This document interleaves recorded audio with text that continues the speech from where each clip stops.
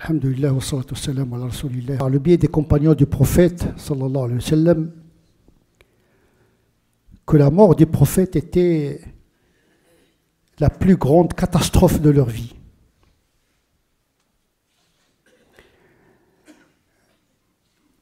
Tout simplement parce que, avec la mort du prophète, les musulmans sont devenus désormais comme des orphelins.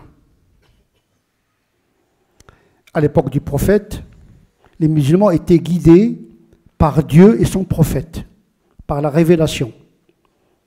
Verset par verset, fragment par fragment, le Coran venait accompagner les musulmans pour traverser un certain nombre d'épreuves et d'événements.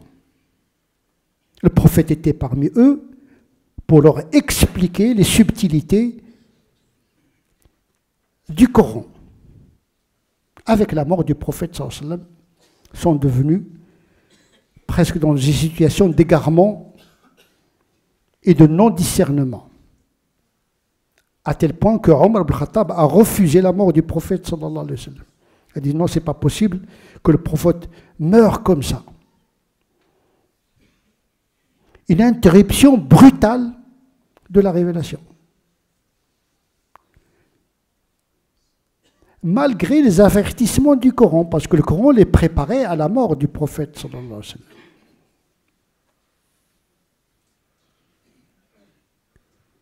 Innaka mayitun wa innahum mayitun, tu seras mort et eux aussi seront morts.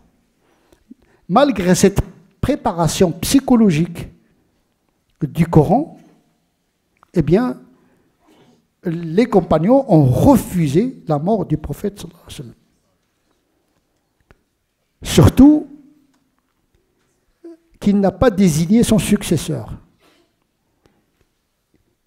Le Coran n'a pas été collecté et rassemblé. Sa tradition était éparpillée.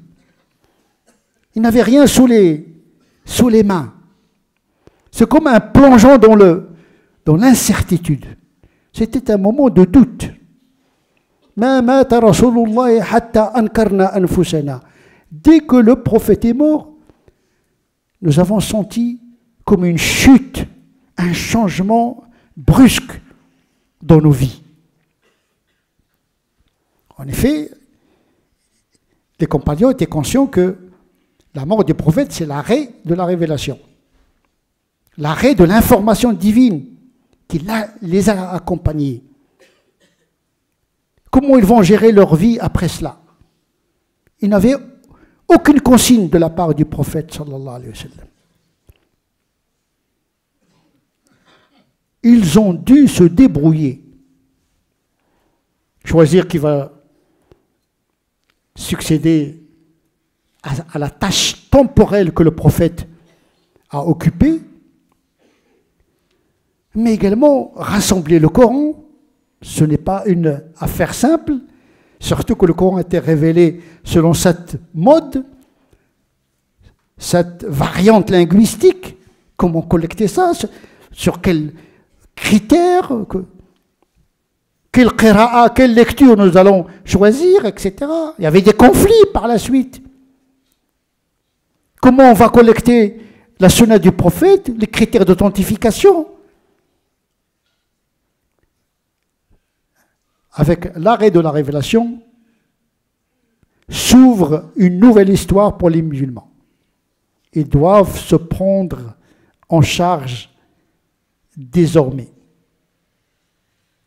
par eux-mêmes. Ils ne doivent compter que sur leur raison, comme un prolongement de la révélation. Omar ibn Khattab, il était un peu déçu. D'ailleurs, il a dit, attention, le prophète n'est pas mort. Parce qu'il avait dans la tête le projet que la révélation va expliquer un ensemble de lois, telles que riba. Parce que le Coran, quand il parle de riba, il parle en termes génériques. La sunna, il est détaillé quelques formes de riba. Alors que riba, c'est un contrat invalide qui intègre plusieurs formes de lésions dans les contrats.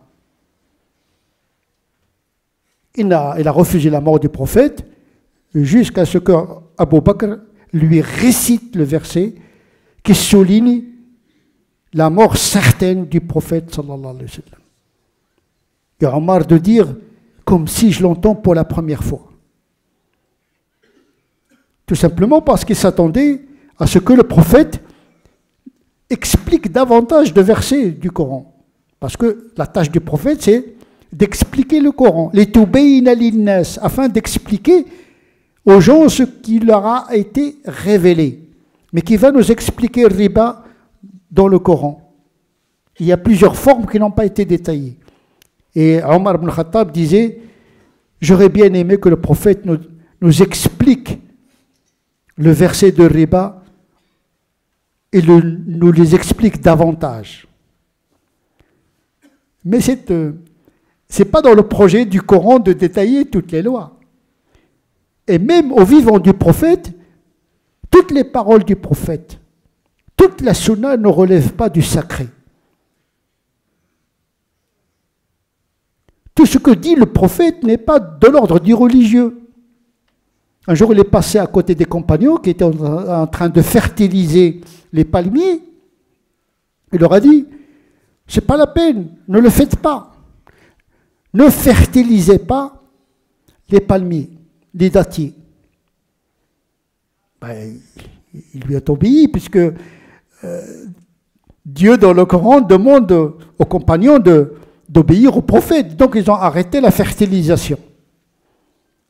Eh bien, la récolte était catastrophique. Les dattes étaient presque non consommables. Et les compagnons de dire au prophète, on a suivi ton ordre, et voilà qu'on a perdu la récolte pour l'année. Il a dit, écoutez, attention, moi je vous ai donné un avis personnel. Si je vous parle de Dieu, écoutez-moi, mais si je vous parle des choses de ce bas monde, vous êtes les plus à même à connaître ce qui est dans votre avantage. Antum a'lamu bi umuri dunyakum. Donc même pendant le vivant du prophète sallallahu alayhi wa sallam, ce que le prophète dit n'est pas forcément une explication du Coran. Mais après la mort du prophète, il n'y a plus d'explication du Coran parce que le Coran a été fixé une fois pour toutes, la sunna une fois pour toutes, il ne restait aux musulmans que leur raison, leur intelligence. Et connaître la vérité religieuse se faisait désormais par deux biais. Par l'ijtihad, c'est-à-dire l'effort intellectuel pour comprendre l'esprit des textes et l'esprit de la religion, et par le biais de l'inspiration. Les premiers, ce sont les savants, les érudits. Le deuxième domaine, c'est le domaine des saints et des élus, ceux qui ont travaillé sur leur cœur, devenus comme une miroir qui réfléchit la vérité de Dieu. Qad aflaha man zakkaha, ceux qui se sont occupés à nettoyer le cœur, le miroir du cœur, pour qu'il réfléchisse l'image de Dieu. Donc deux méthodes pour accéder à la vérité religieuse, par un travail intellectuel, ce qu'on appelle l'ijtihad, l'effort intellectuel jusqu'à l'épuisement de l'énergie intellectuelle. L'ijtihad, c'est le superlatif du jihad. C'est accomplir plus que le jihad. Parce que c'est de la pensée dont dépend l'action. Avant d'agir, il faut réfléchir. Avant d'entrer dans une pratique, il faut réfléchir. Donc la pensée détermine non seulement la pratique du corps, mais la pratique de l'esprit. C'est pour cette raison qu'on appelle ijtihad un effort soutenu, extrême, pour connaître le chemin et l'orientation qui mènent vers la vérité. D'ailleurs, la vérité, c'est une marche, ce n'est pas une arrivée. On n'arrive jamais à la vérité totale. On a de sens que peu de choses. L'essentiel, c'est de s'assurer de la marche et de l'orientation. Et de continuer par l'effort intellectuel. Ça, c'est le premier moyen. Ce sont les héritiers intellectuels du prophète en la matière de connaissances religieuses. Ils travaillent plutôt par des méthodes et des doctrines et des méthodes intellectuelles pour comprendre et interpréter le texte, interpréter la sunna, etc. Un travail qui demande une mémoire et une intelligence. C'est un travail cérébral. Mais l'autre voie qui mène vers Dieu, c'est la voie du cœur. Comme a dit le prophète, consulte ton cœur. Il y a la loi de la raison, il y a la loi du cœur. Ces deux doivent être réconciliés. Parce que le cœur, il a une raison que la raison ne connaît pas. Et donc la raison du cœur, c'est un prolongement de la raison cérébrale. Et on ne peut pas marcher vers Dieu uniquement par un raisonnement discursif et intellectuel sans avoir cette approche intérieure de la connaissance. Le Coran mentionne que la guidance, c'est-à-dire le fait d'être guidé vers la bonne voie, est le fruit d'un djihad moral et spirituel. Ceux qui ont accompli un effort dans notre voie, nous allons les guider. Le djihad ici, c'est le djihad moral et spirituel en quête de rectitude et de droiture de l'esprit et du corps au niveau spirituel et moral. Celui qui travaille sur lui-même, Dieu l'inspire, ce que l'on appelle les hommes inspirés, comme Omar ibn Khattab. Donc, il y a une vérité qui est le fruit d'un raisonnement, il y a des vérités qui sont inspirées comme un état spirituel, fruit d'une rectitude qui combat la distraction de l'esprit, qui entretient l'esprit toujours vigilant et qui aboutit à l'hikmah, la sagesse. Et donc effectivement, si la révélation est arrêtée, la raison continue sa quête et l'expérience mystique et intérieure continue sa voie vers la quête de la vérité religieuse. En tout cas, les musulmans doivent toujours être attentifs aux signes que Dieu envoie à l'homme à travers l'histoire. Dieu n'a pas arrêté de communiquer avec les êtres humains à travers nous-mêmes, en vous-même. Il y a une voix de Dieu qui nous parle de notre conscience, à travers notre conscience profonde, mais également à travers la connaissance universelle, l'infaq, dans les horizons. Dieu n'a pas cessé de communiquer parce qu'il nous parle à travers les ayats, les signes du temps, les signes intérieurs, les signes visibles, les signes que nous devons déduire de l'expérience.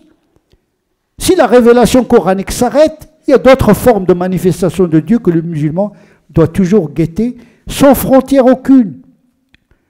Le musulman doit chercher la vérité, peu importe de quelle bouche elle sorte. Al-hikmatu dallatul muslim.